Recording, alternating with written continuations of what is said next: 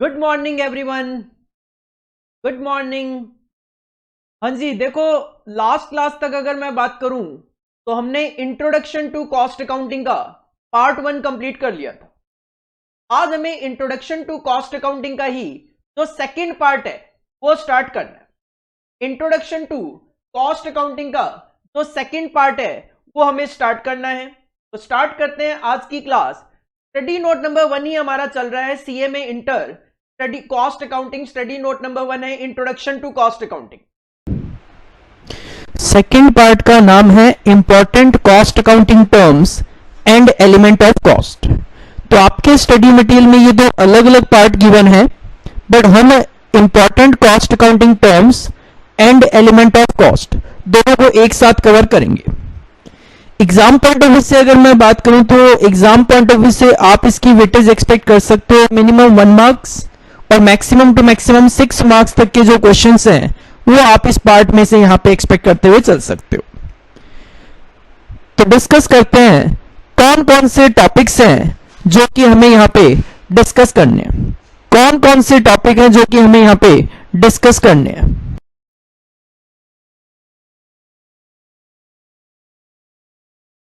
कौन कौन से? सर, सबसे पहले हम डिस्कस करेंगे एलिमेंट्स ऑफ कॉस्ट क्या होते हैं, बात करेंगे अभी। जस्ट मैं अभी आपको बता रहा हूं क्या क्या हमें डिस्कस करना है। सेकंड हम देखेंगे कॉस्ट ऑब्जेक्ट क्या होता है। थर्ड हम देखेंगे कॉस्ट ड्राइवर क्या होता है। नेक्स्ट हम देखेंगे कॉस्ट सेंटर क्या होता है।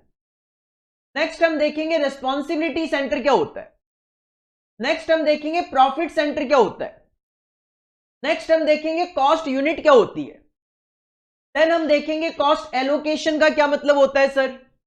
कॉस्ट अपोर्शनमेंट का क्या मतलब होता है। कॉस्ट अब्जॉर्प्शन का क्या मतलब होता है।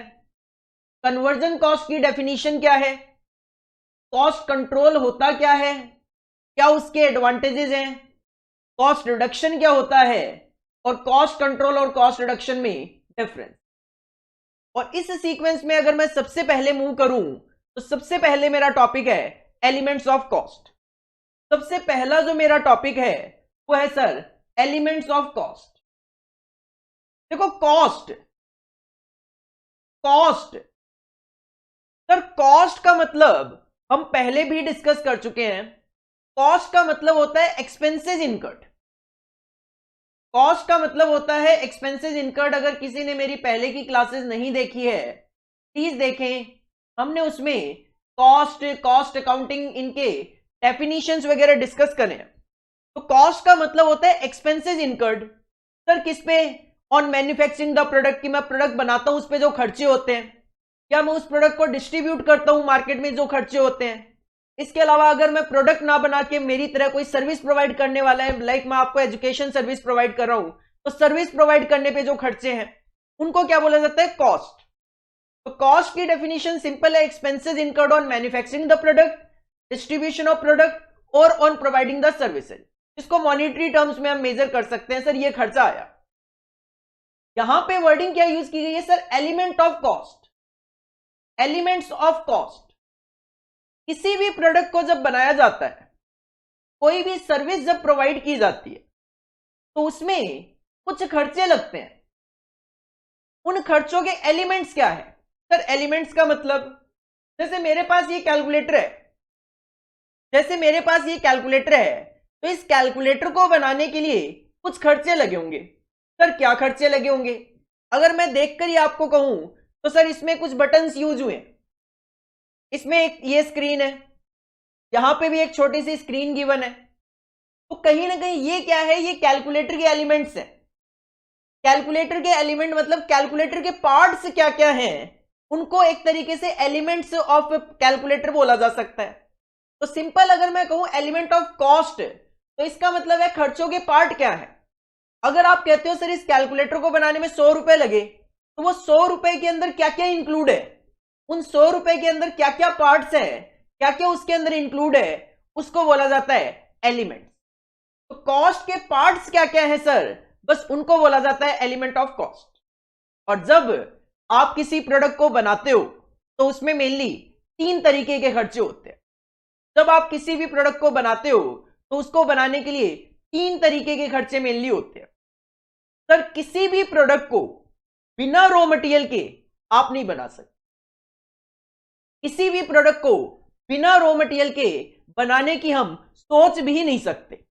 तो किसी भी प्रोडक्ट को बनाने के लिए सबसे पहले जो बेसिक एलिमेंट है वो है सर मटेरियल। मटेरियल जरूरी है सर एक तो। इसके अलावा मान लो मुझे बनानी है एक टेबल, वुड की टेबल बनानी है। अगर मुझे वुड की टेबल बनानी है तो से एग्जांपल मैं वुड लेकर आ गया, इस रूम में मैंने वो वुड रख दी, वुड लेकर आ गया, वुड मैंने यहां पे रख दी है। अब मुझे जरूरत पड़ेगी उस वुड से टेबल बनाने के लिए एक कारपेंटर की, तो मैं कारपेंटर को लेकर आऊंगा। वो क्या है? वर्कर। और वर्कर अपनी मेहनत के लिए मेहनताना चार्ज करेगा, लेबर चार्ज करेगा, वेजेस चार्ज करेगा, और मैं उसको पे करूंगा, तो वो मेरी क्या होगी? कॉस्ट होगी। तो सर किसी भी प्रोडक्ट को बनाने के लिए जैसे रॉ मटेरियल एक एलिमेंट है, वैसे लेबर भी एक एलिमेंट है, लेबर की भी जरूरत पड़ती है। अब मैं कहूं कि ये जो रूम है इसमें किसी तरीके का वेंटिलेशन नहीं है, अगर मैं आपको कहूं कि इस रूम में किसी तरीके का कोई वेंटिलेशन नहीं है, कोई खिड़की वगैरह नहीं है, बाहर का दरवाजा बंद कर दिया जाए तो अंधेरा हो जाता है। मैंने यहां पे वुड रख दी, कारपेंटर को बिठा दिया और दरवाजा बंद करके बाहर चला गया और लाइट्स वगैरह सब बंद करके बाहर चला गया, और मैं उनको बोलूं भाई साहब 2 घंटे में आता हूं, वुड बना देना, या 4 घंटे में आता हूं, या जो भी टाइम लगे, time is not the matter, भाई 5 घंटे भी लगे, मैं कहता हूं मैं आता हूं, आप टेबल बना देना, क्या वो टेबल बना देगा? Answer is no. सर क्यों? आपने उसको वुड दे दी, कारपेंटर बिठा दिया, तो टेबल कारपेंटर को ही तो बनानी है, तो वो टेबल क्यों नहीं बना सकता? ये नहीं बना सकता क्योंकि मैंने आपको कहा यहां पे किसी तरीके का कोई वेंटिलेशन नहीं है।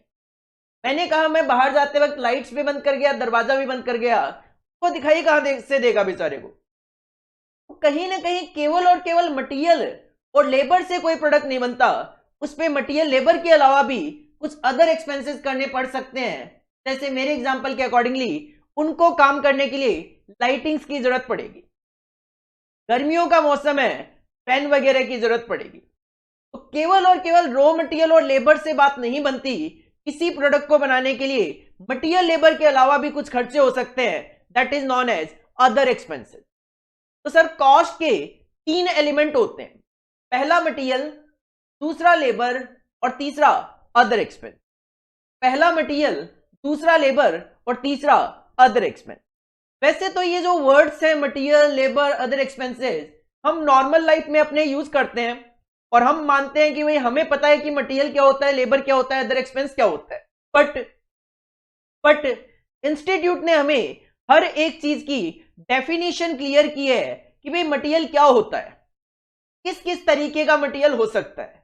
तो सबसे पहले यहां पे आपको देखने को मिल रही है मटेरियल की एक बुकिश डेफिनेशन कि सर द सब्सटेंस, जैसे मैंने अभी आपको एक एग्जांपल दिया, अगर आपको वुड की टेबल बनानी है तो उसमें वुड जो है वो एज ए रॉ मटेरियल काम करेगा। तो द सब्सटेंस, तो मेरे एग्जांपल में सब्सटेंस क्या है sir? Would, from which the finished product is made.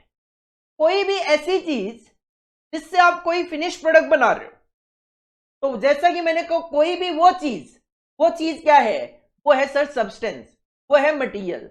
जैसे मैंने कहा टेबल को बनाने के लिए वुड, तो टेबल अगर आपका फिनिश प्रोडक्ट है तो उसको बनाने के लिए जो आप वुड यूज कर रहे हो वो है मटेरियल।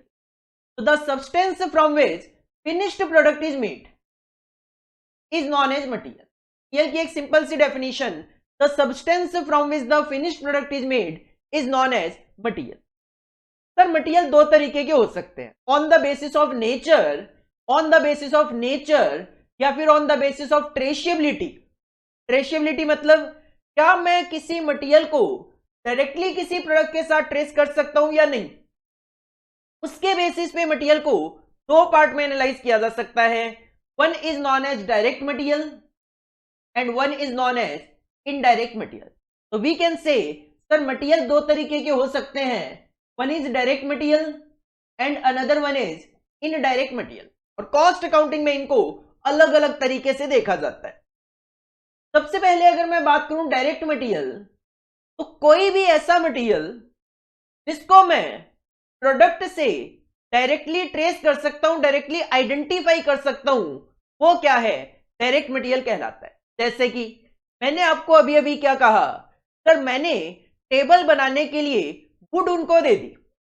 तो वुड क्या है, वुड किसी भी टेबल को बनाने के लिए डायरेक्टली आइडेंटिफाई किया जा सकता है। मैं टेबल को देखने के बाद इमीडिएटली कह सकता हूं सर ये वुड की टेबल है, इसमें वुड लगा है। इसका मतलब मैं इजीली आइडेंटिफिएबल कर पा रहा हूं कि इस टेबल को बनाने में वुड लगा है। तो वो वुड क्या है सर, डायरेक्ट मटेरियल है। वुड क्या है, डायरेक्ट मटेरियल है। तो it is one which can be directly और easily identified in the product, जिसको मैं किसी प्रोडक्ट में इजीली आइडेंटिफाई कर सकता हूं कि सर हाँ ये चीज इसमें लगी है। फॉर एग्जाम्पल फर्नीचर के अंदर जो टिम्बर लगता है, ड्रेस के अंदर जो क्लॉथ लगता है, आप इजीली उसको आइडेंटिफाई कर सकते हो। तो these are some examples of direct material. लेकिन मैं कहूं जो टेबल बनती है वुड की, उसकी स्मूथनेस के लिए उस पर रेगमार यूज किया जाता है। टेबल जो बनती है उसकी स्मूथनेस के लिए उस पर रेगमार यूज किया जाता है, उसको स्मूथ बनाने के लिए, जिसको टेक्निकल लैंग्वेज में सैंड पेपर भी बोलते हैं। अब मेरे सामने एक टेबल रखी हुई है, क्या मैं क्लियरली कह सकता हूं उस पर कितना सैंड पेपर यूज हुआ है, कितना रेगमार यूज हुआ है, हुआ भी है कि नहीं हुआ? Sir answer is no. आप डायरेक्टली आइडेंटिफाई नहीं कर सकते क्योंकि वो टेबल के अंदर थोड़ी ना अटैच कर रखा है, वो यूज करा फेंक दिया, सीधी सी बात है। तो रेगमार जो है वो है तो मटेरियल नेचर का, लेकिन मैं उसको डायरेक्टली आइडेंटिफाई नहीं कर पा रहा, तो वो क्या कहलाएगा सर, वो कहलाएगा indirect material. It is one, तो इनडायरेक्ट मटेरियल क्या होता है, it is one which cannot be easily identified in the product, जिसको हम easily identify नहीं कर सकते, फॉर एग्जाम्पल अगर मैं बात करूं तो एक organisation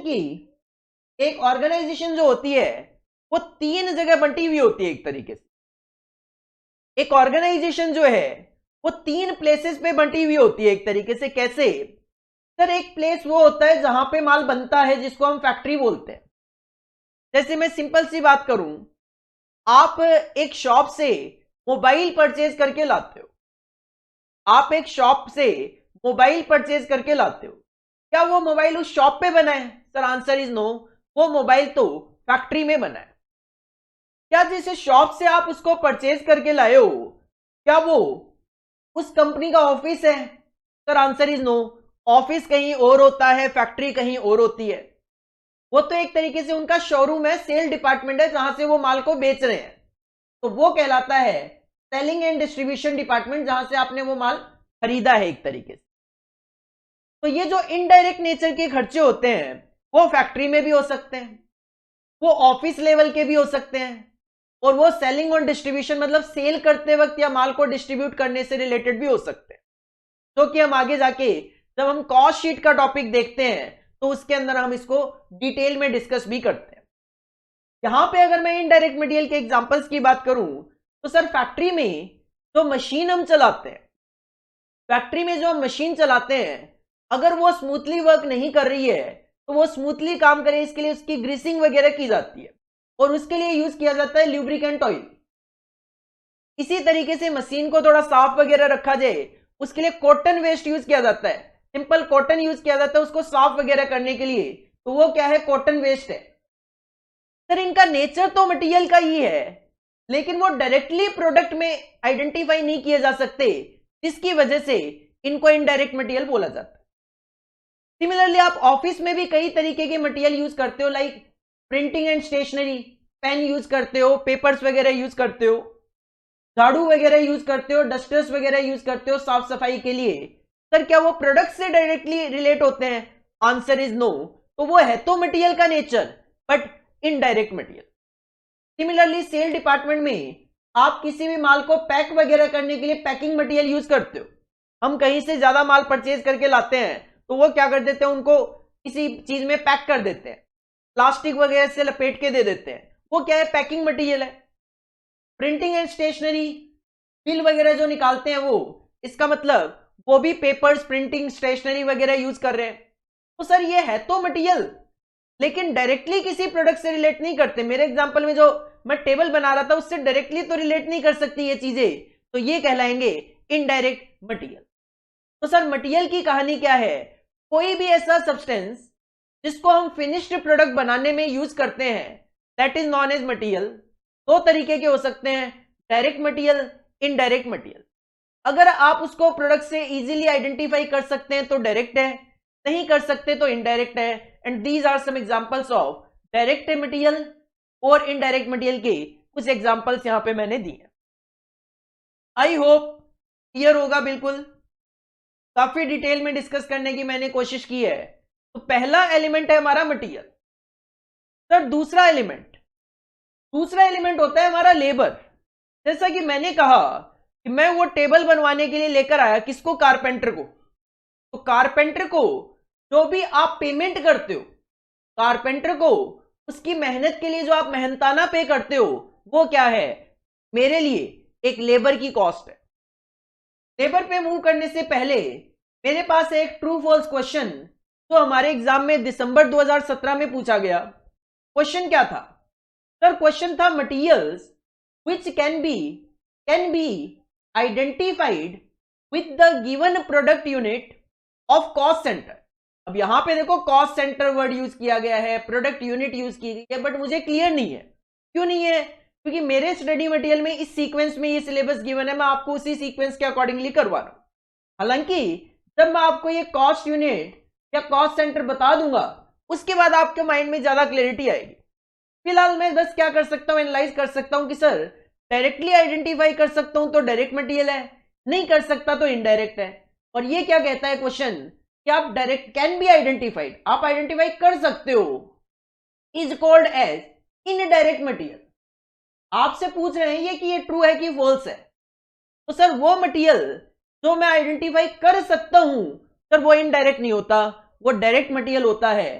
this statement is false. ये स्टेटमेंट आपका गलत है, ये स्टेटमेंट आपका फॉल्स है, ये स्टेटमेंट आपका फॉल्स है। क्लियर है? आई थिंक दिसंबर 2017 में ये क्वेश्चन हमारे एग्जाम में पूछा गया कि वो मटेरियल जिसको मैं आइडेंटिफाई कर सकता हूं किसी product unit of cost centre के साथ। कॉस्ट सेंटर क्या होता है, कॉस्ट यूनिट, प्रोडक्ट यूनिट क्या होती है, देखेंगे, डिस्कस करेंगे। फिलहाल के लिए आइडेंटिफाई कर सकता हूं sir, this is direct material. Second element जो है हमारा कॉस्ट का, दैट इज लेबर।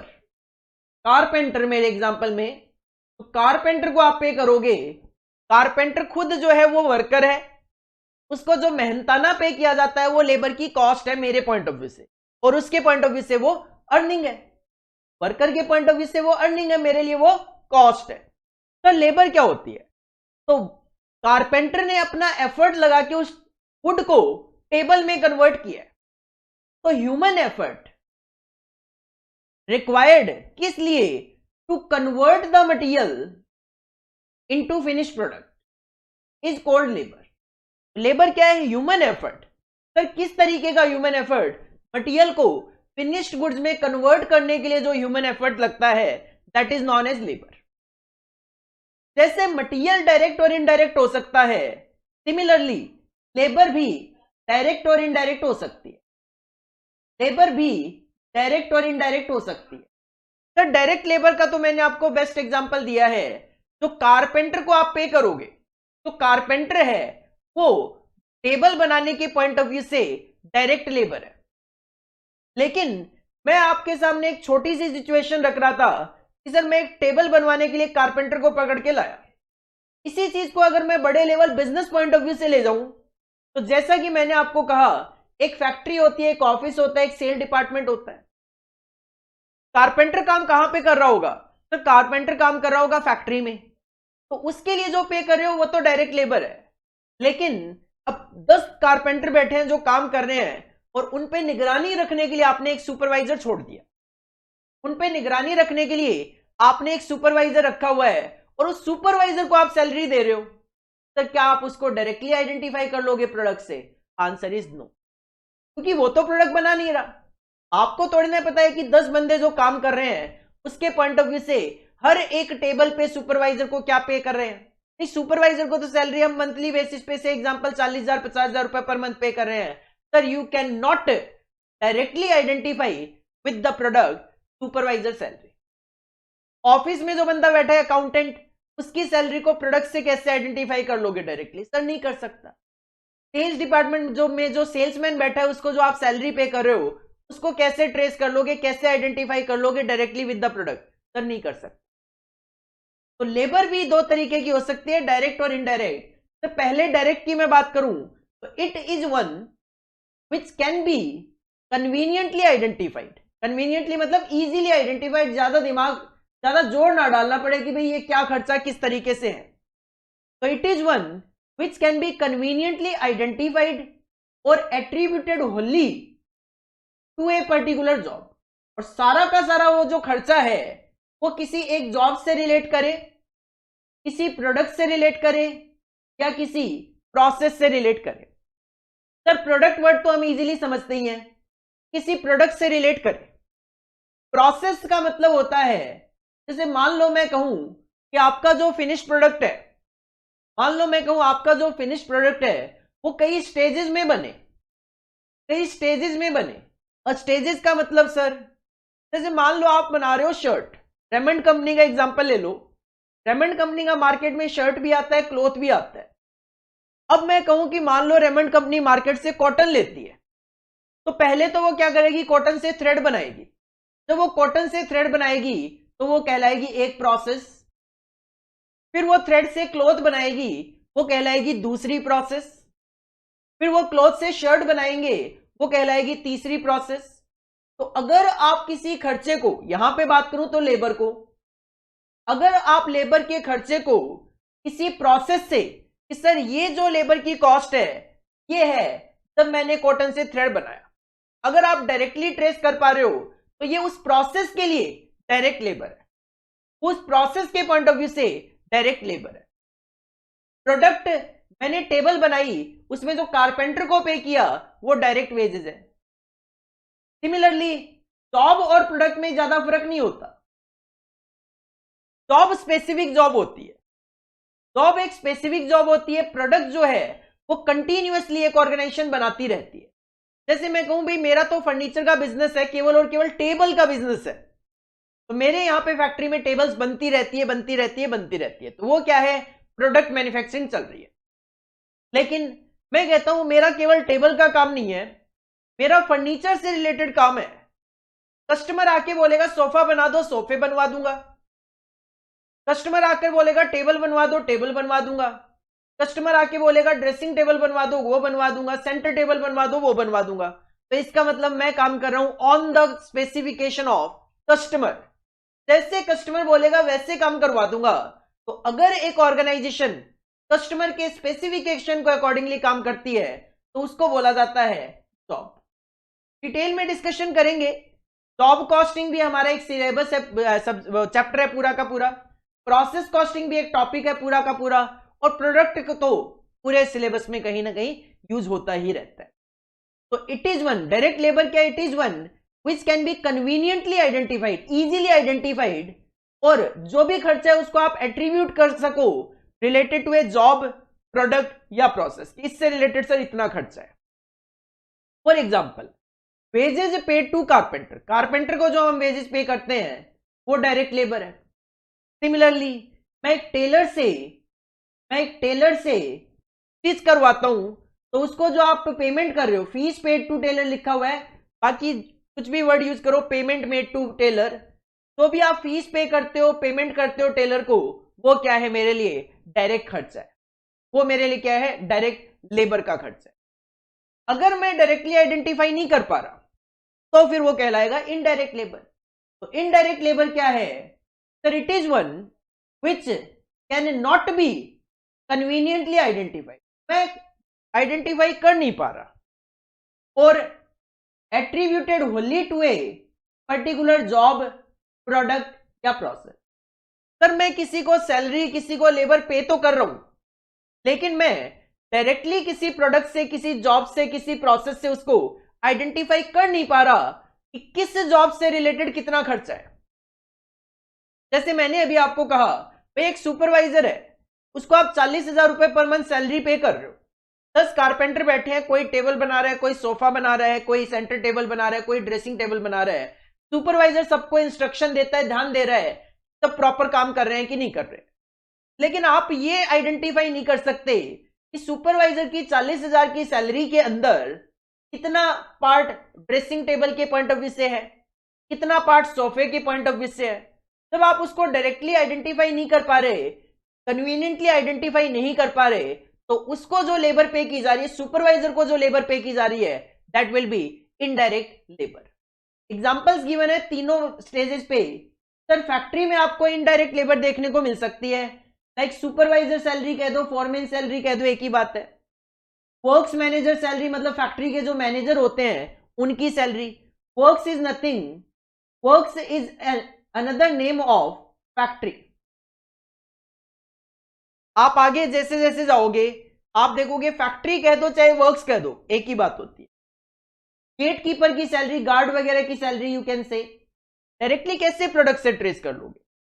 ऑफिस में अगर मैं बात करूं तो सर ऑफिस में जो अकाउंटेंट की सैलरी होती है, जनरल मैनेजर जो है उसकी जो सैलरी है, जो मैनेजर है और सीनियर मैनेजर लाइक उनकी जो सैलरी है, उसको भी आप कैसे डायरेक्टली एक किसी प्रोडक्ट से आइडेंटिफाई कर सकते हो, नहीं कर सकते सर। इसी तरीके से सेल डिपार्टमेंट जो आप सेल्समैन सैलरी पे करते हो, तो आपके सेल्समैन है उनको जो आप सैलरी पे करते हो उसको आप कैसे डायरेक्टली आइडेंटिफाई कर सकते हो।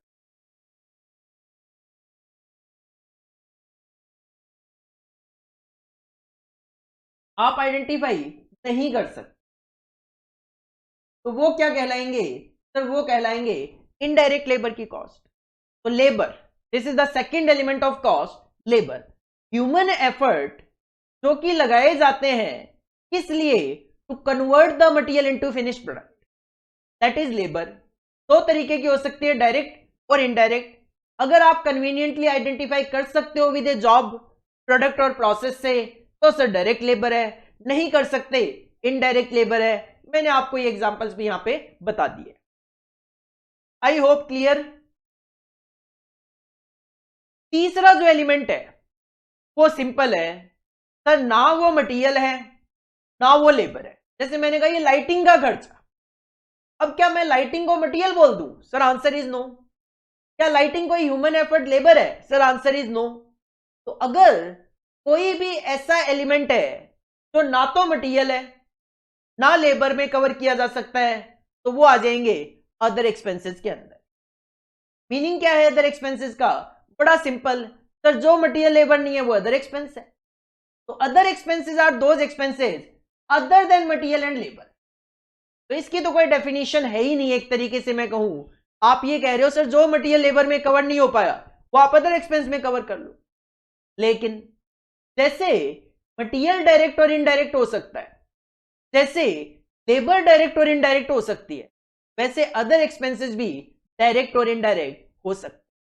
तो जो अदर एक्सपेंसेस है वो भी डायरेक्ट अदर एक्सपेंस हो सकते हैं और इनडायरेक्ट अदर एक्सपेंस हो सकते हैं। आप सबने ट्रेडिंग अकाउंट कभी ना कभी बनाया होगा, आप सबने कभी ना कभी प्रॉफिट एंड लॉस अकाउंट भी बनाया होगा। तो आप ट्रेडिंग अकाउंट के अंदर खर्चे लिखते हो, तो आप ट्रेडिंग अकाउंट के अंदर खर्चे लिखते हो मटेरियल और लेबर के अलावा, वो डायरेक्ट एक्सपेंसेस होते हैं। तो आप ट्रेडिंग अकाउंट में मटेरियल और लेबर के अलावा कोई भी खर्चा अगर लिख रहे हो तो वो डायरेक्ट एक्सपेंस।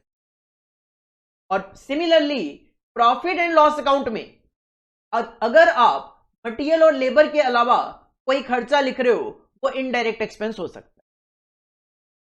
जैसे आप सबने देखा होगा carriage inward also known as freight inward. Carriage inward is a direct expense, trading account में लिखते हो सर डायरेक्ट एक्सपेंस होता है। कोई भी रॉयल्टी अगर पेड की जाती है, रॉयल्टी का मतलब है हमने किसी का कोई लाइसेंस वगैरह प्रोसेस वगैरह बाई करा हुआ है, उसके लिए हम उसको रॉयल्टी पे कर रहे हैं, तो रॉयल्टी जो आप पे करते हो this is also a direct expense. किसी काम को, किसी स्पेसिफिक काम को करने के लिए अगर मैं कोई इक्विपमेंट किराए पे लेता हूं तो वो क्या है, डायरेक्ट एक्सपेंस। सिंपल सी बात है। अगर मैं कहूं कि भाई एक बिल्डिंग बन रही है, उसके लिए क्रेन किराए पे लेकर आया हूं, केवल उस बिल्डिंग के लिए, बाकी किसी के लिए नहीं, तो वो किराया जो मैं पे कर रहा हूं वो क्या है, वो डायरेक्ट है।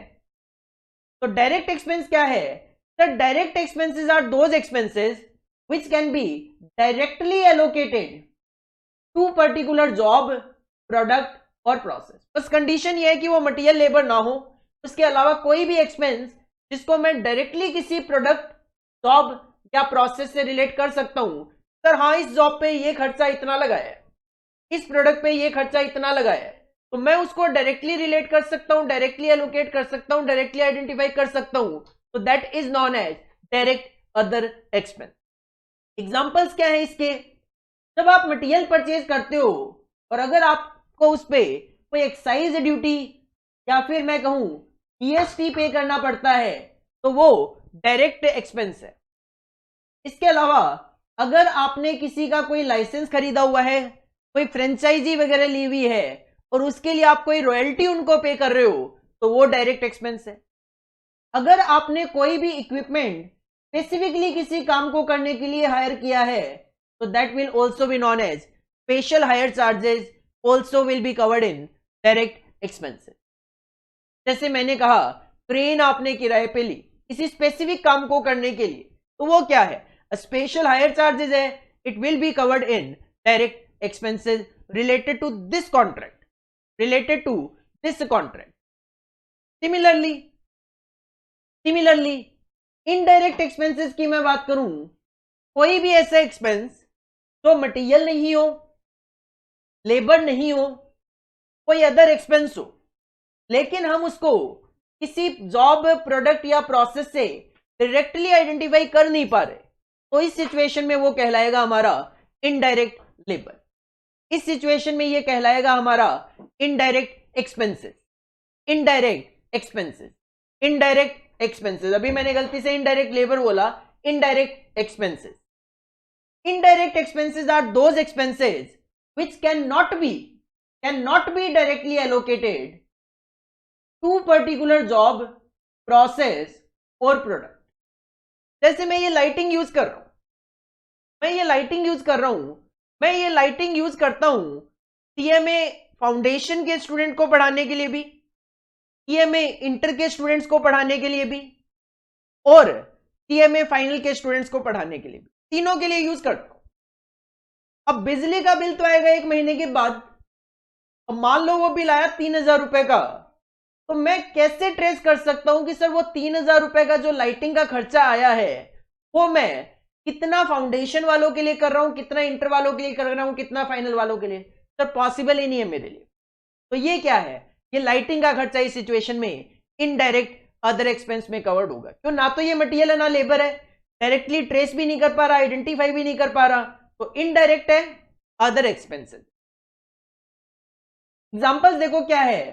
फैक्ट्री में अगर मैं बात करूं, तो जो फैक्ट्री का रेंट आप पे करते हो, फैक्ट्री का जो इंश्योरेंस प्रीमियम आप पे करते हो, फैक्ट्री में ये जो लाइटिंग्स आप यूज करते हो, ऑफिस का जो आप रेंट पे करते हो, ऑफिस का जो इंश्योरेंस आपने करवा रखा है उसका जो खर्चा आप पे करते हो, ऑफिस में जो लाइटिंग यूज करते हो, सेल डिस्ट्रीब्यूशन डिपार्टमेंट में आप जो एडवर्टीजमेंट पे खर्च करते हो, आपने अपनी कंपनी का एडवर्टीजमेंट करवाया, मैंने अपने कंपनी का एडवर्टीजमेंट करवाया, कॉमर्स लेक्चर्स, 1 लाख रुपए का खर्च किया।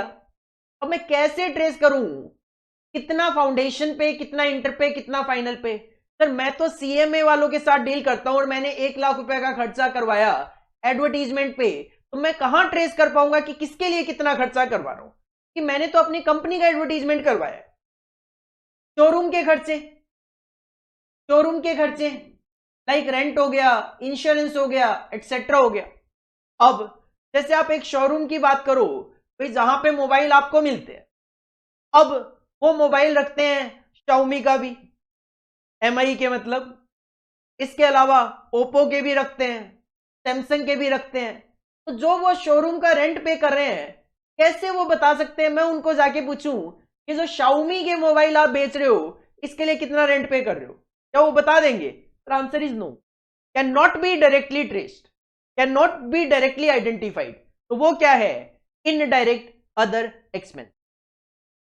तो सर एलिमेंट ऑफ कॉस्ट 3 होते हैं, material, labor, other expense. Material may be direct, material may be indirect. Labor may be direct, labor may be indirect. Other expenses may be direct, other expenses may be indirect.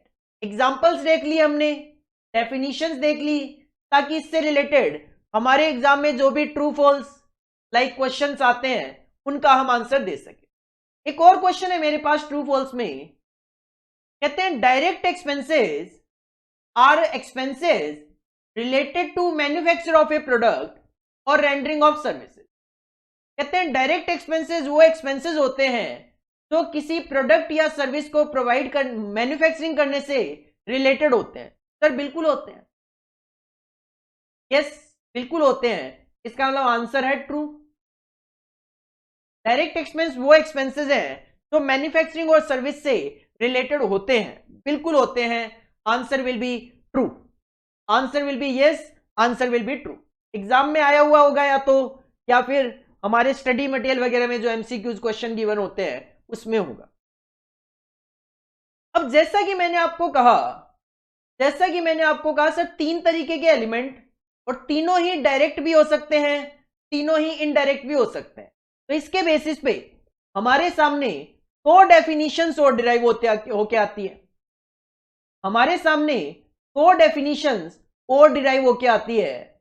Sir एक है prime cost की definition और एक है overhead की definition. ये दो definition हमें देखनी है जो कि हमारी थ्योरेटिकली तो काम आएगी, साथ में आगे जो प्रैक्टिकल हम करेंगे चैप्टर्स उनमें काफी हेल्प मिलेगी। कॉस्ट शीट का टॉपिक जब हम देखेंगे प्राइम कॉस्ट उसमें भी यूज होगा। ओवरहेड्स सर ऑलमोस्ट हर चैप्टर में आपको ओवरहेड वर्ड देखने को मिलता है क्या सर? ये सिंपल मैं कहूं, अभी हमने कहा कि तीन तरीके के एलिमेंट होते हैं, मटेरियल, लेबर और अदर एक्सपेंस। ये तीनों ही डायरेक्ट नेचर के भी हो सकते हैं, मतलब मटेरियल जो है वो डायरेक्ट हो सकता है, सिमिलरली लेबर जो है वो डायरेक्ट हो सकता है, और जो अदर एक्सपेंस है वो भी डायरेक्ट हो सकते हैं। अगर आप डायरेक्ट मटेरियल की कॉस्ट, डायरेक्ट लेबर की कॉस्ट और डायरेक्ट अदर एक्सपेंसेस की कॉस्ट, मतलब जितने भी डायरेक्ट नेचर के अपने खर्चे हैं, अगर हम सबको ऐड कर लें तो that is known as prime cost. Prime cost की डेफिनेशन बड़ी सिंपल सी ही होती है, द सम ऑफ, सम मतलब एडिशन करना, या द एग्रीगेशन ऑफ, एग्रीगेशन मतलब एडिशन करना, the aggregation of direct material cost, direct labour cost and direct other expenses cost is known as prime cost, is known as prime cost.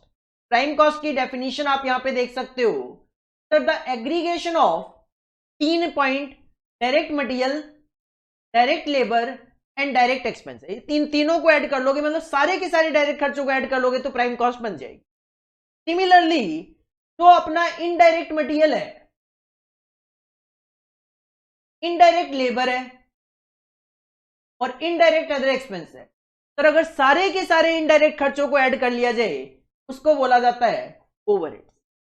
सारे के सारे जो खर्चे हैं इनडायरेक्ट नेचर के उनको ऐड कर लिया जाए तो that is known as overheads. तो ओवरहेड की डेफिनेशन क्या बन जाती है, the aggregation of indirect material, indirect labour and indirect other expenses, that is known as overheads. तो ओवरहेड की डेफिनेशन क्या बन गई सर, यहां पे ओवरहेड की डेफिनेशन क्या आ गई हमारे पास, the aggregation of indirect material, indirect labour and indirect expenses is known as overheads.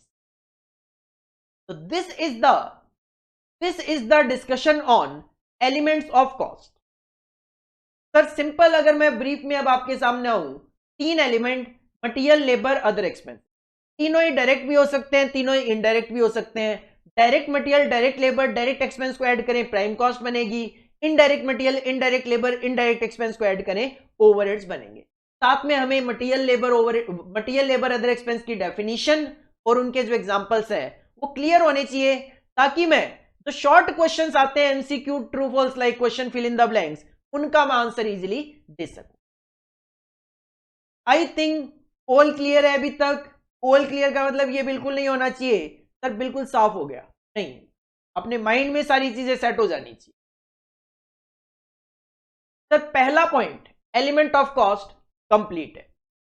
इसके बाद जो दूसरा पॉइंट आता है मेरा, दैट इज कॉस्ट ऑब्जेक्ट। सबसे बड़ा यही था एलिमेंट ऑफ कॉस्ट का। इसके बाद तो ये टर्म्स है जिनकी हमें डेफिनेशन समझनी है, मीनिंग समझने हैं एक तरीके से, सर ये होते क्या है, ताकि कभी भी किसी भी चैप्टर में किसी भी क्वेश्चन में अगर ये वर्ड्स आ जाए तो अपने को मेंटली बिल्कुल क्लियर होना चाहिए, सर इसका मतलब ये है।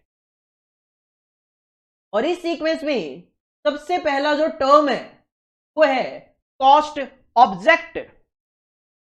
कॉस्ट ऑब्जेक्ट, सर कॉस्ट तो पता है, कॉस्ट का मतलब तो है expenses incurred on manufacturing the product, distribution of product और प्रोवाइडिंग द सर्विस।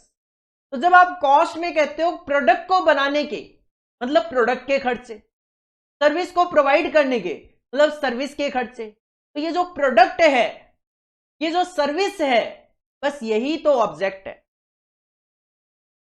यही तो ऑब्जेक्ट है।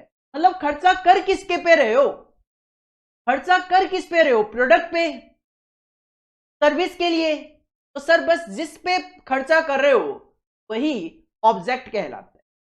तो कॉस्ट ऑब्जेक्ट क्या है, कॉस्ट ऑब्जेक्ट एक टेक्निकल नेम है सर किसका, फॉर ए प्रोडक्ट। किसी प्रोडक्ट को ही कॉस्ट ऑब्जेक्ट बोला जाता है, एक सर्विस को ही कॉस्ट ऑब्जेक्ट बोला जाता है। अगर आप प्रोजेक्ट बेसिस पे काम करते हो तो उस प्रोजेक्ट को ही कॉस्ट ऑब्जेक्ट बोला जाता है। अगर आप किसी डिपार्टमेंट से रिलेटेड बात करें तो उस डिपार्टमेंट को ही कॉस्ट ऑब्जेक्ट बोला जाता है। और any activity to which cost relate, cost object. Sir cost object कुछ नहीं है, कॉस्ट ऑब्जेक्ट एक टेक्निकल नेम है, आप काम क्या करते हो उसके अकॉर्डिंगली। अगर मैं मैन्युफैक्चरर हूं, प्रोडक्ट बनाता हूं, तो प्रोडक्ट को कॉस्ट ऑब्जेक्ट बोला गया।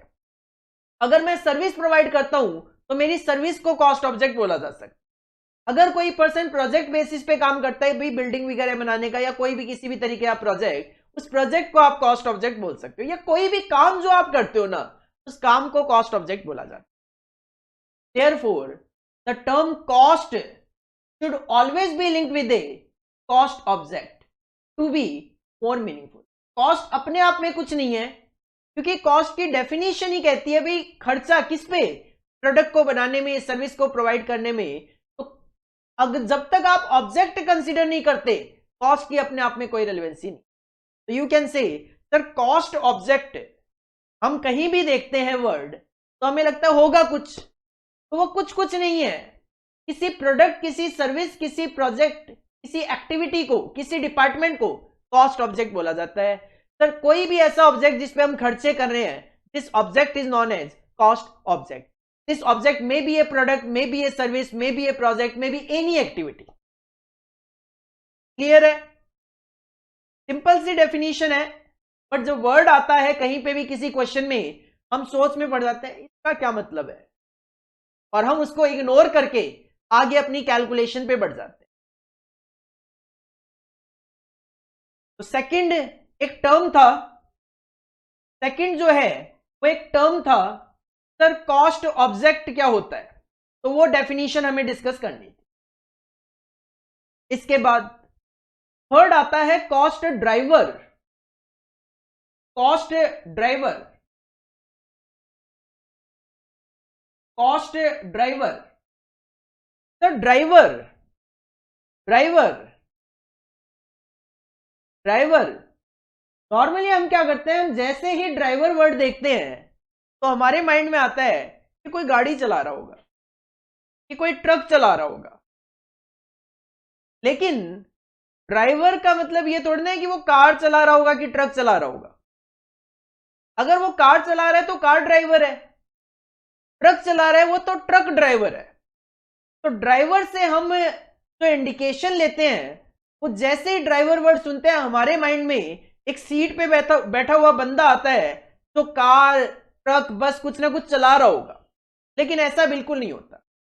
ड्राइवर का सिंपल मतलब होता है चलाने वाला।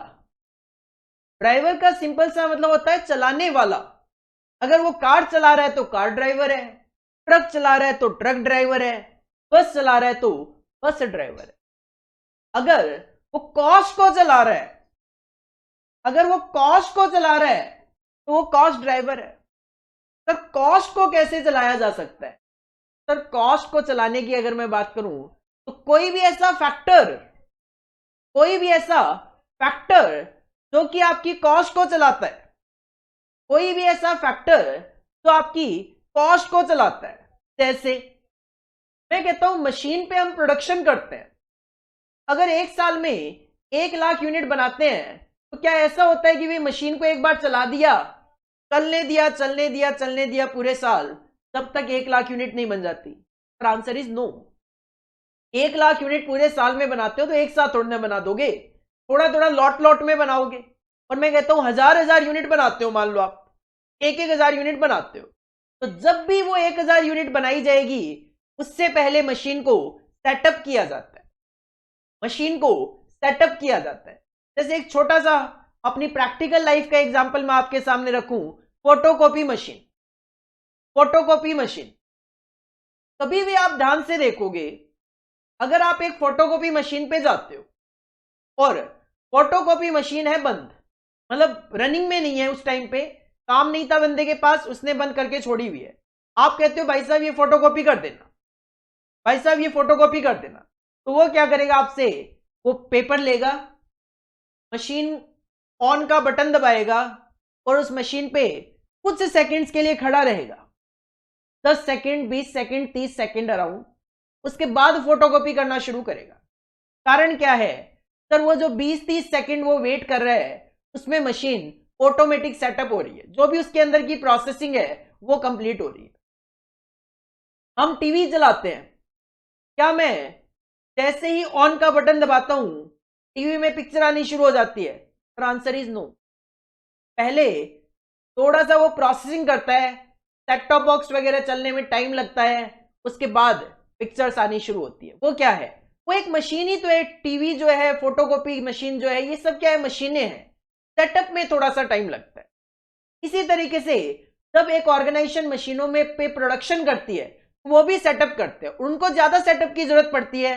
वो क्या करते हैं? पहले से ही मेंटेनेंस वगैरह प्रॉपर करते हैं ताकि प्रोडक्शन के बीच में किसी तरीके का कोई डिस्टरबेंस ना आए।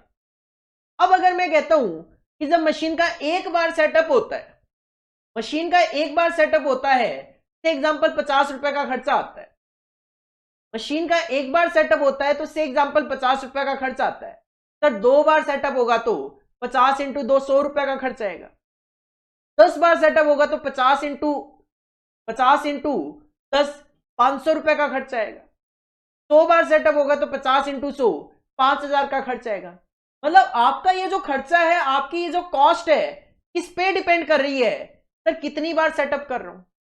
तो इसका मतलब नंबर ऑफ सेटअप जो है वो ड्राइवर है जो आपकी कॉस्ट को चला रहा है।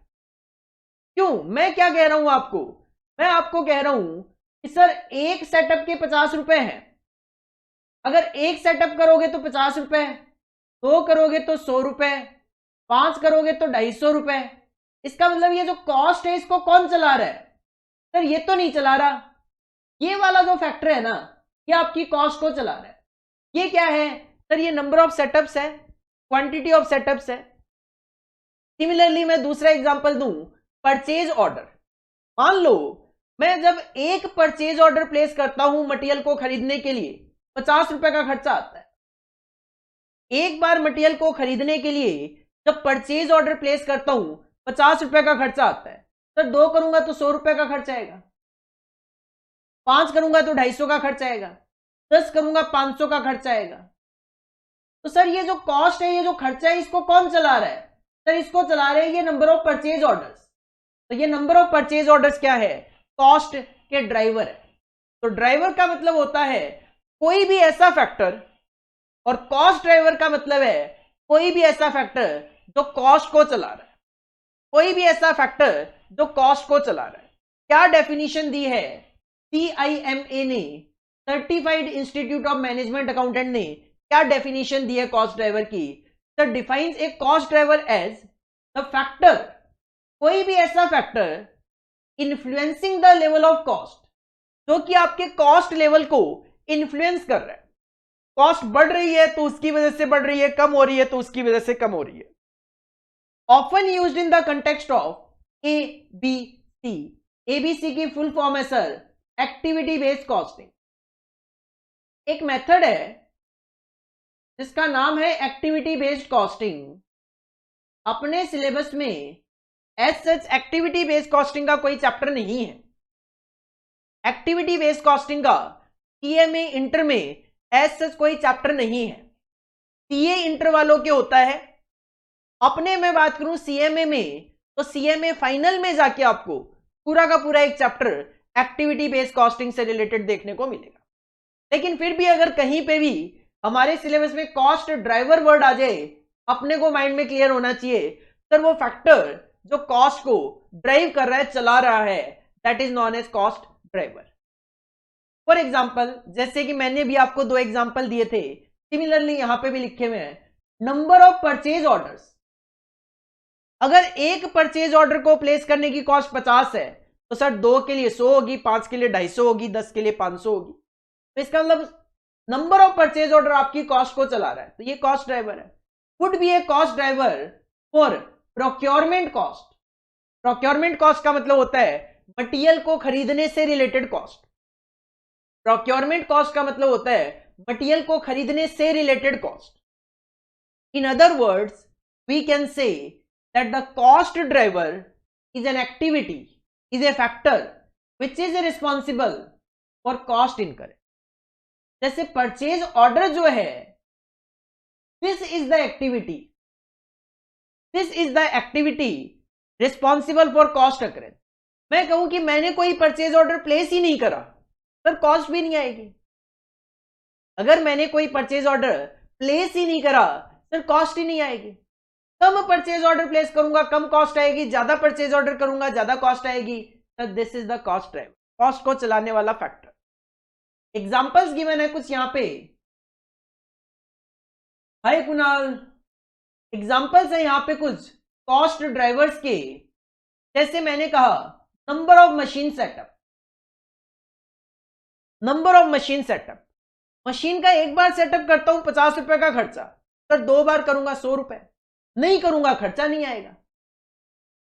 नंबर ऑफ परचेज ऑर्डर जो हम बात कर ही रहे हैं।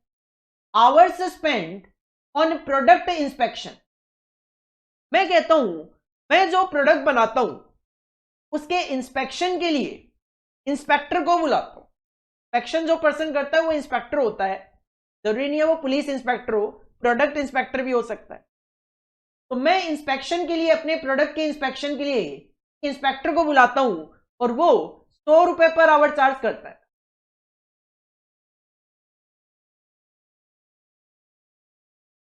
वो 100 रुपए पर आवर चार्ज करता है। तो अगर वो 2 घंटे इंस्पेक्शन करेगा तो सर 200 रुपए ले जाएगा। अगर वो 5 घंटे इंस्पेक्शन करेगा तो सर वो 500 रुपए ले जाएगा। अगर वो 10 घंटे इंस्पेक्शन करेगा सर 1000 रुपए ले जाएगा। मतलब ये जो कॉस्ट है, ये जो कॉस्ट है किस पे डिपेंड कर रही है सर? ये 100 रुपए पर आवर तो फिक्स है, ये डिपेंड कर रही है इस पे कि वो कितने घंटे का इंस्पेक्शन करता है। Hours spend on product inspection जो है यहाँ पे वो कॉस्ट ड्राइवर है। Similarly number of test performed.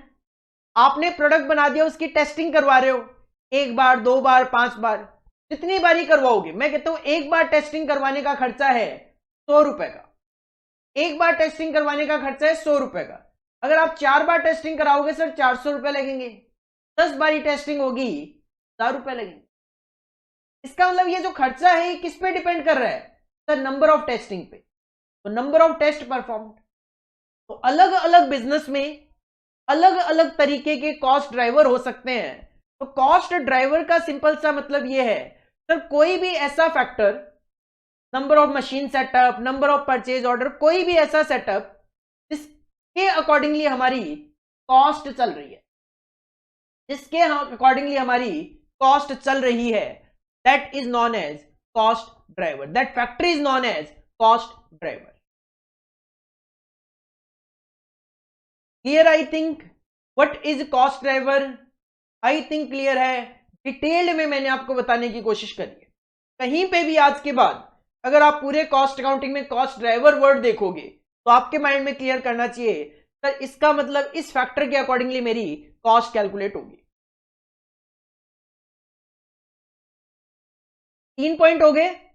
पहला हो गया एलिमेंट ऑफ कॉस्ट, दूसरा हो गया कॉस्ट ऑब्जेक्ट, तीसरा हो गया कॉस्ट ड्राइवर। इसके बाद चौथे पे आते हैं, फोर्थ पे आते हैं, that is cost centre. Cost centre sir फिर से अगर मैं कहूं, कॉस्ट वर्ड तो मुझे क्लियर है, कॉस्ट का मतलब होता है expenses incurred on manufacturing the product, distribution of product और on providing the services. Sir ये तो है कॉस्ट की डेफिनेशन। कॉस्ट सेंटर क्या होता है?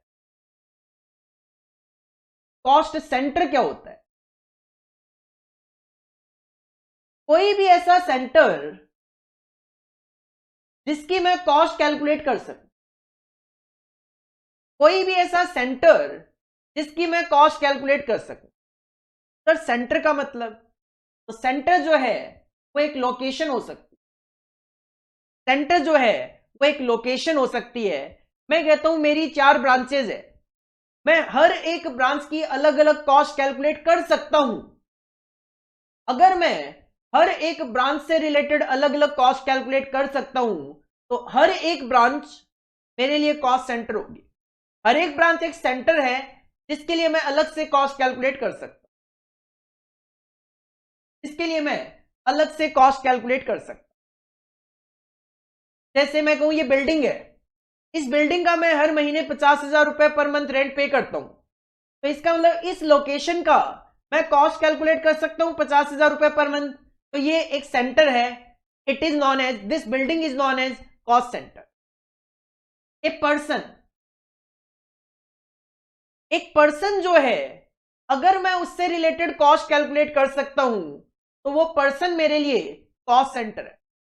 मैं कहता हूं एक रिसेप्शन है जिसको मैं 15,000 रुपए पर मंथ सैलरी पे करता हूं, तो वो जो रिसेप्शनिस्ट है वो मेरे लिए कॉस्ट सेंटर है, क्योंकि मैं उस पर जो खर्चा करता हूं मैं उसको इजीली कैलकुलेट कर पा रहा हूं सर 15,000 रुपए पर मंथ, तो वो पर्सन भी मेरे लिए एक कॉस्ट सेंटर हो सकता है। तीसरा, an item of equipment, an item of equipment, an item of equipment. मैं कहता हूं मैं आपको टीच करने के लिए, मैं आपको टीच करने के लिए एक इक्विपमेंट यूज कर रहा हूं। क्या सर? लैपटॉप से एग्जांपल, मैं एक लैपटॉप परचेज करता हूं 50,000 रुपए का और मैं ये मान के चलता हूं मेरे लिए उसकी लाइफ 2 साल की है, तो सिंपल मैं कह सकता हूं सर इसका मतलब हर साल 25,000 रुपए का खर्चा मेरा इक्विपमेंट पे आ रहा है। किसके लिए? एग्जाम्पल मैं केवल सीएमए इंटर वालों को पढ़ाता हूं, मैं कहता हूं सीएमए इंटर वालों को पढ़ाने के लिए हर साल 25,000 रुपए का खर्चा आता है मेरा। तो ये क्या है? एक इक्विपमेंट जिसके लिए मैं आपको कॉस्ट कैलकुलेट करके बता पा रहा हूं।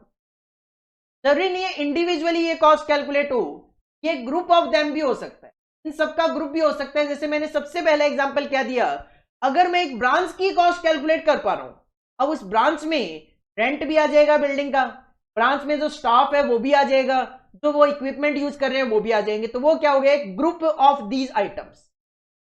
तो कॉस्ट सेंटर क्या है?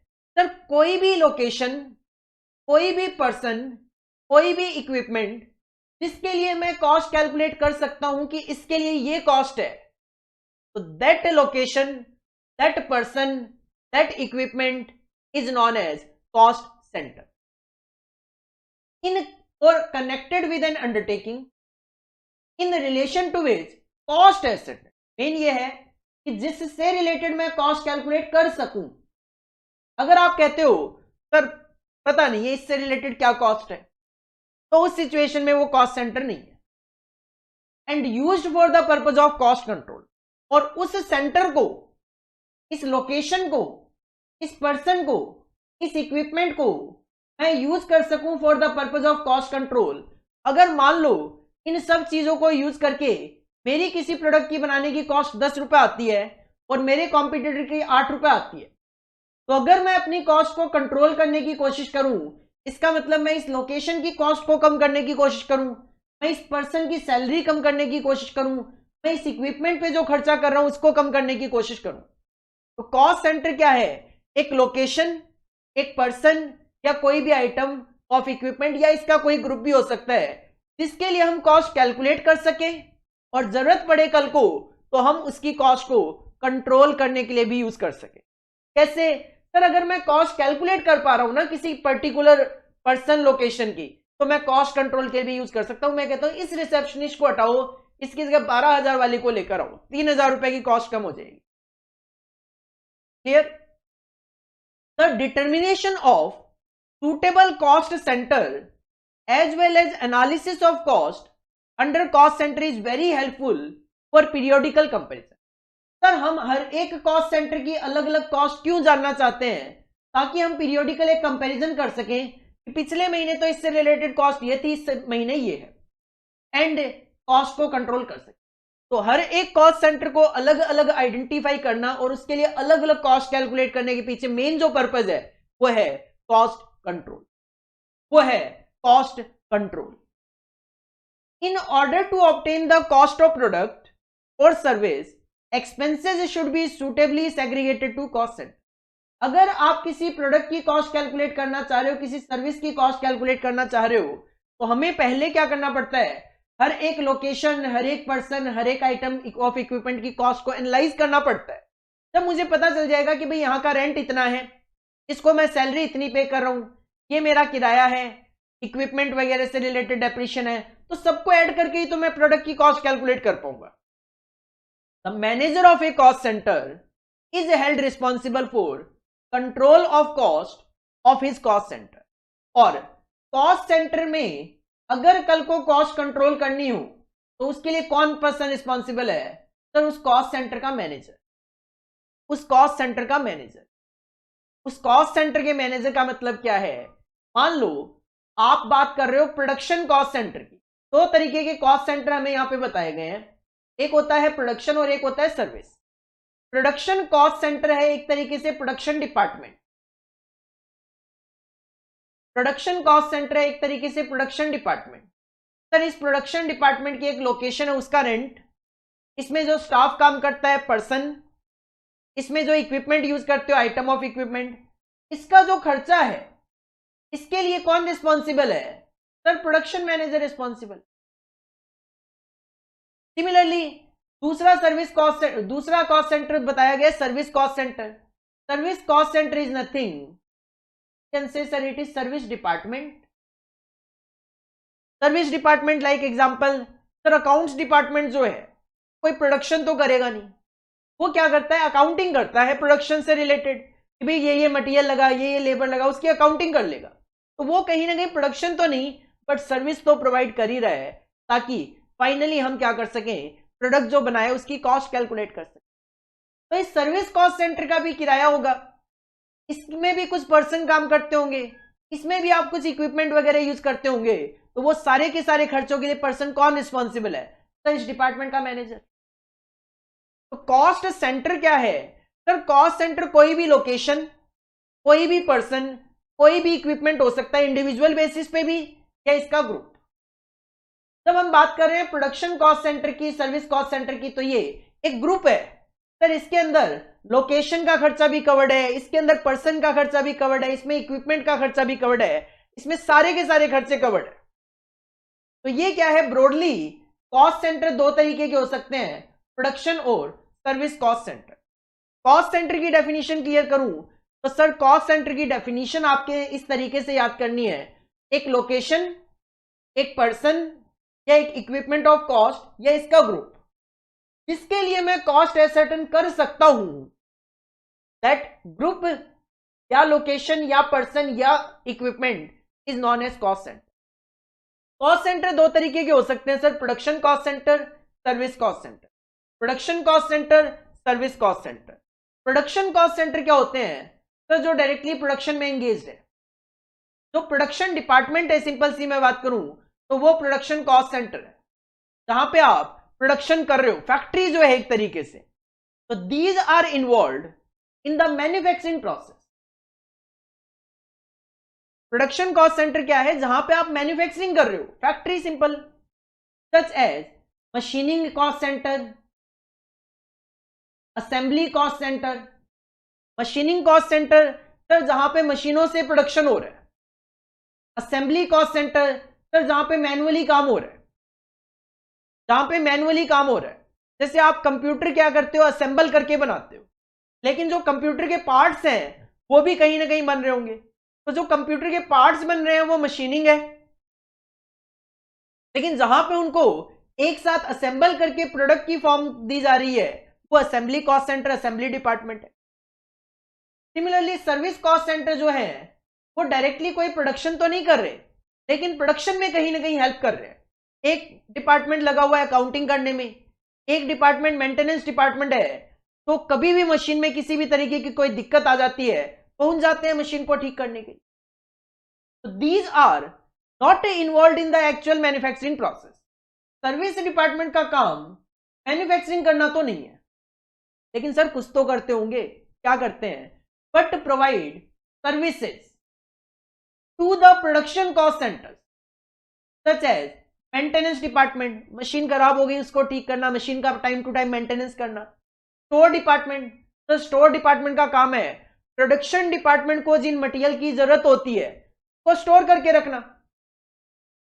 करके रखना, ताकि जब प्रोडक्शन डिपार्टमेंट हमसे डिमांड करेगा हम उसको प्रोवाइड करवाएंगे,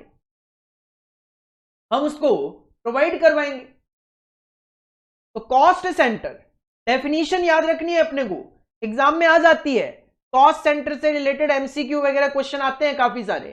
सर एक लोकेशन, एक person, an item of equipment और ग्रुप ऑफ दीज, जिसके लिए हम इंडिविजुअली या इस ग्रुप के लिए कॉस्ट एसर्टेन कर सकते हैं, कॉस्ट सेंटर है।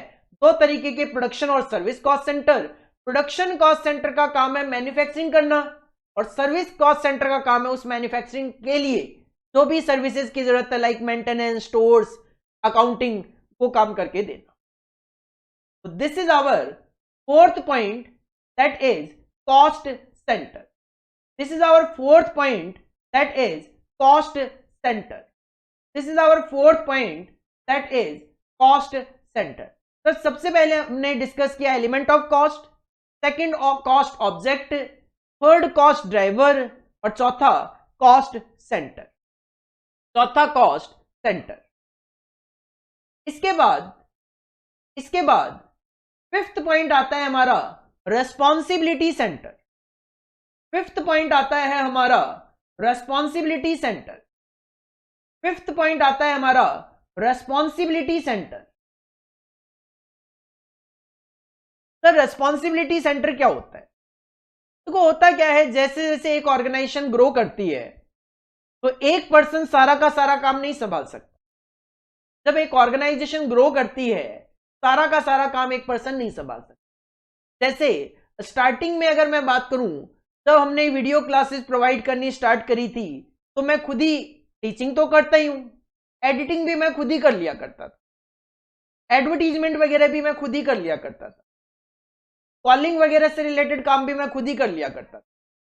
लेकिन जैसे जैसे धीरे धीरे काम बढ़ा, जैसे जैसे हमारे पास नंबर ऑफ स्टूडेंट्स बढ़ते गए, वैसे वैसे हमने एक रिसेप्शनिस्ट रख ली जो कॉलिंग का काम संभाल लेती है, एक बंदा रख लिया जो एडिटिंग वगैरह से रिलेटेड काम देख लेता है, एक बंदा रख लिया जो एडवर्टीजमेंट वगैरह से रिलेटेड काम देख लेता है।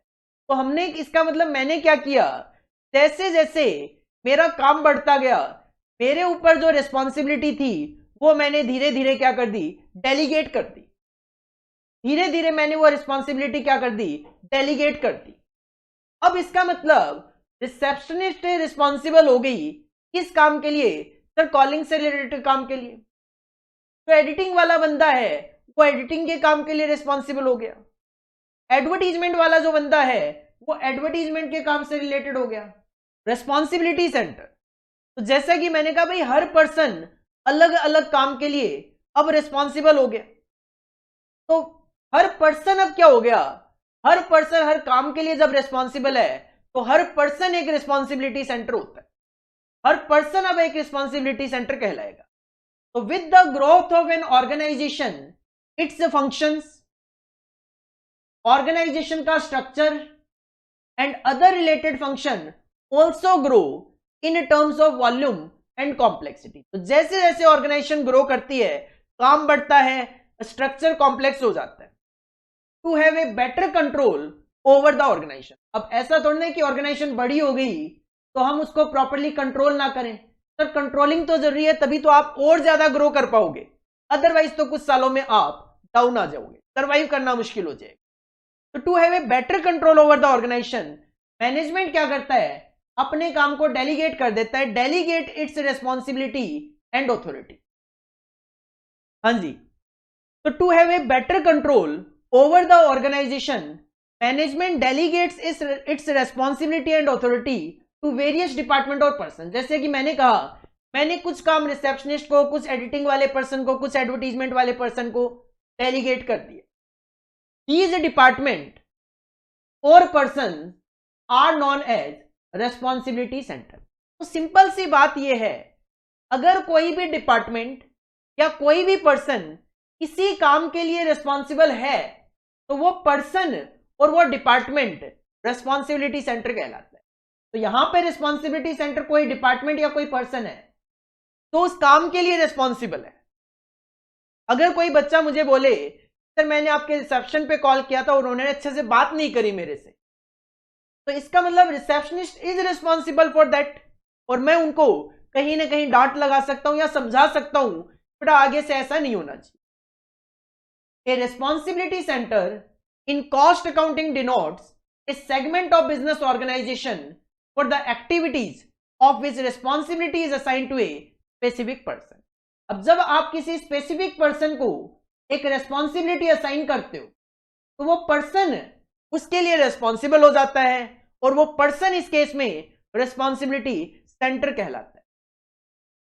अगर मैं डिपार्टमेंट के पॉइंट ऑफ व्यू से बात करूं तो प्रोडक्शन डिपार्टमेंट जो है उसके लिए प्रोडक्शन मैनेजर रिस्पॉन्सिबल है।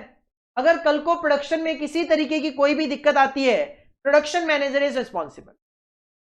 परचेज डिपार्टमेंट में जो परचेज मैनेजर है, he is responsible, he or she is responsible for purchasing the material जितना जरूरत है और रीजनेबल प्राइस पे, तो वो उसके लिए रिस्पॉन्सिबल होंगे। तो रिस्पॉन्सिबिलिटी सेंटर कोई भी डिपार्टमेंट या पर्सन हो सकता है जिससे रिलेटेड उन्हें एक रिस्पॉन्सिबिलिटी दी गई है, जिससे रिलेटेड उन्हें एक रिस्पॉन्सिबिलिटी दी गई है, प्रोवाइड करवाई गई। आई होप आपको क्लियर होगा रिस्पॉन्सिबिलिटी सेंटर का मीनिंग, रेस्पॉन्सिबिलिटी सेंटर की डेफिनेशन। इसके बाद 5 पॉइंट हमने कवर कर लिए रिस्पॉन्सिबिलिटी सेंटर तक।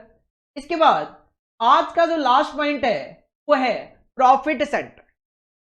प्रॉफिट सेंटर एक ऐसा सेंटर, एक ऐसा डिपार्टमेंट, एक ऐसा पर्सन जो कि प्रॉफिट के लिए रिस्पॉन्सिबल हो।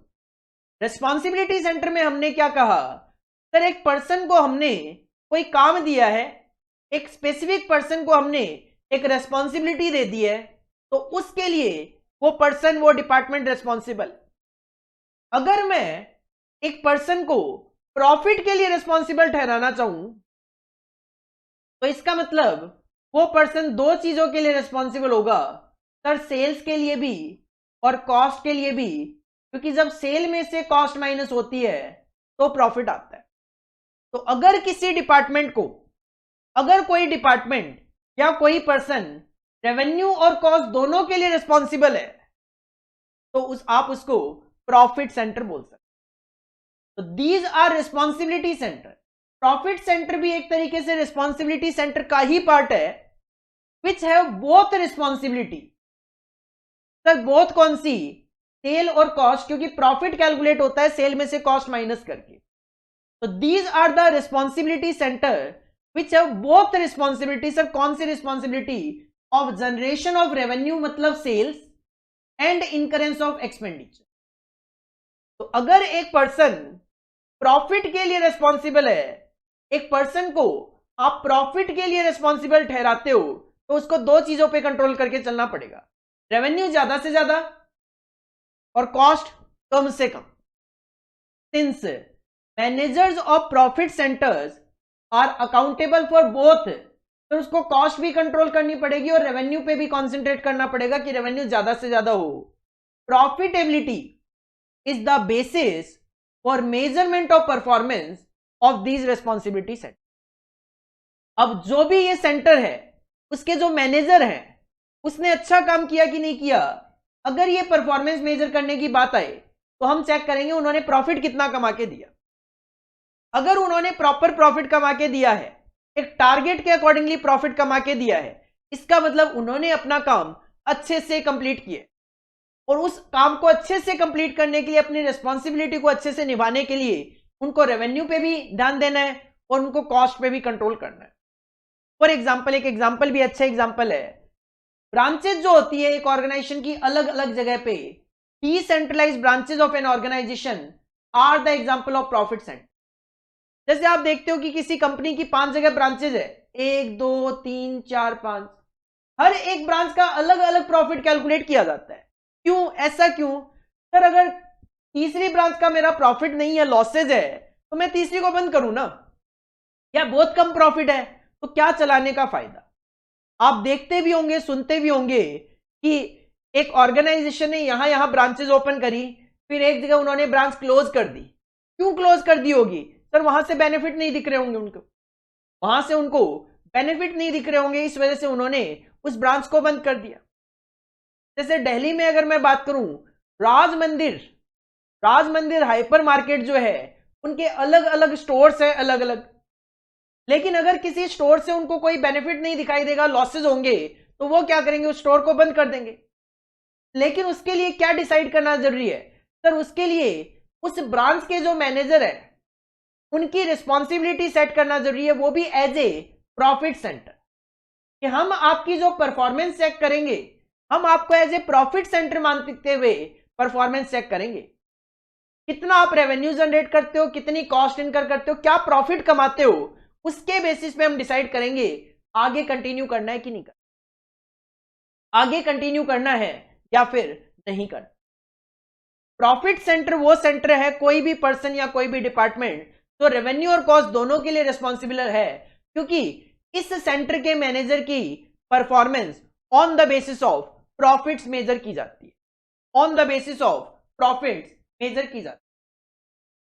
Profits must be more than normal profit. Yes बेटा, नॉर्मल प्रॉफिट नहीं कहूंगा, स्टैंडर्ड प्रॉफिट आप कह सकते हो कि प्रॉफिट का कोई ना कोई टारगेट सेट किया गया होगा, अगर वो टारगेट अचीव हो जाए तो मैनेजर की परफॉर्मेंस बेटर है, उससे ज्यादा हो तो और ही बहुत अच्छी बात है, लेकिन उससे कम हो तो फिर उस सिचुएशन में बेटर ये है कि आप उसको डिसकंटिन्यू कर दो, आप उसको डिसकंटिन्यू। प्रॉफिट सेंटर क्या है? वो सेंटर जो कि दोनों के लिए रिस्पॉन्सिबल है, रेवेन्यू के लिए भी और कॉस्ट के लिए भी। सर सबसे पहले हमने मूव किया फर्स्ट पॉइंट पे, that is element of cost. 3 element हो सकते हैं, मटेरियल, लेबर, अदर एक्सपेंस। तीनों ही डायरेक्ट नेचर के भी हो सकते हैं, तीनों ही इनडायरेक्ट नेचर के भी हो सकते हैं। हमने मटेरियल की डेफिनेशन देखी, डायरेक्ट और इनडायरेक्ट मटेरियल की डेफिनेशन के साथ साथ कुछ एग्जांपल्स भी देखी। एक क्वेश्चन दिसंबर 17 में जो हमारे एग्जाम में आया वो भी मैंने डिस्कस किया। सिमिलरली हमने बात करी लेबर से रिलेटेड कि लेबर भी डायरेक्ट हो सकती है, इनडायरेक्ट हो सकती है, डेफिनेशंस विद एग्जांपल्स हमने डिस्कस किया। सिमिलरली हमने अदर एक्सपेंसेस की भी बात की कि अदर एक्सपेंसेस भी डायरेक्ट इनडायरेक्ट हो सकते हैं, डेफिनेशंस विद एग्जांपल्स हमने डिस्कस किया। देन मैंने कहा अगर सारे के सारे डायरेक्ट खर्चों को ऐड कर दिया जाए तो प्राइम कॉस्ट बन जाएगी, सारे के सारे इनडायरेक्ट खर्चों को ऐड कर दिया जाए ओवरहेड्स बन जाएंगे। इसके बाद हमने कुछ टर्म समझी कि सर कॉस्ट ऑब्जेक्ट कुछ नहीं है सर, एक टेक्निकल नाम है किसी प्रोडक्ट, सर्विस, प्रोजेक्ट या एक्टिविटी को कॉस्ट ऑब्जेक्ट बोल दिया जाता है। देन हमने देखा कॉस्ट ड्राइवर, तो कोई भी ऐसा फैक्टर जिस पे कॉस्ट डिपेंड करती है तो कॉस्ट को चलाता है, दैट इज कॉस्ट ड्राइवर। जितने ज्यादा नंबर ऑफ सेटअप्स करोगे आप उतनी ज्यादा कॉस्ट आएगी, जितने ज्यादा नंबर ऑफ परचेज ऑर्डर आप प्लेस करोगे उतनी ज्यादा आपकी कॉस्ट आएगी। तो number of setups, number of purchase orders, ये क्या है? Cost driver. Sir cost centre क्या होता है? A location, a person, an equipment या इसका कोई भी ग्रुप जिसके लिए मैं कॉस्ट कैलकुलेट कर सकता हूं, सर्टेन कर सकता हूं दैट लोकेशन, पर्सन, इक्विपमेंट और group is known as cost centre. ये प्रोडक्शन कॉस्ट सेंटर भी हो सकते हैं, सर्विस कॉस्ट सेंटर भी हो सकते हैं। प्रोडक्शन सेंटर का काम है प्रोडक्शन करना, सर्विस कॉस्ट सेंटर का काम है प्रोडक्शन के लिए जो भी हेल्प चाहिए मेंटेनेंस डिपार्टमेंट, फाइनेंस डिपार्टमेंट की, वो हेल्प प्रोवाइड करवाना। सर रिस्पॉन्सिबिलिटी सेंटर, अगर किसी भी डिपार्टमेंट या पर्सन की कोई भी रिस्पॉन्सिबिलिटी आप सेट कर देते हो तो दैट पर्सन और department is known as responsibility centre. अगर आप कहते हो एक सेंटर प्रॉफिट सेंटर है, इसका मतलब आपने उस पर दो तरीके की रिस्पॉन्सिबिलिटी डाल दी है, फिर रेवेन्यू जनरेट करना और कॉस्ट क्या इनकर होगी, दोनों पे डिसाइड करना आपका काम है। हमने आपको एक टारगेट दे दिया, इतना प्रॉफिट होना चाहिए, अगर वो प्रॉफिट आप कमाते हो तो इसका मतलब आपकी परफॉर्मेंस अच्छी है, उतना प्रॉफिट नहीं कमा पाते इसका मतलब आप बेटर परफॉर्मेंस नहीं दे पाते। This is all about for today class. Next class में मिलते हैं और नेक्स्ट क्लास में मैं इसी टॉपिक को दैट इज पार्ट 2 जो है इसको कंटिन्यू करते हुए नेक्स्ट क्लास में मैं इसको कंप्लीट आपको करवा दूं। थैंक यू, मिलते हैं नेक्स्ट क्लास में। Thank you.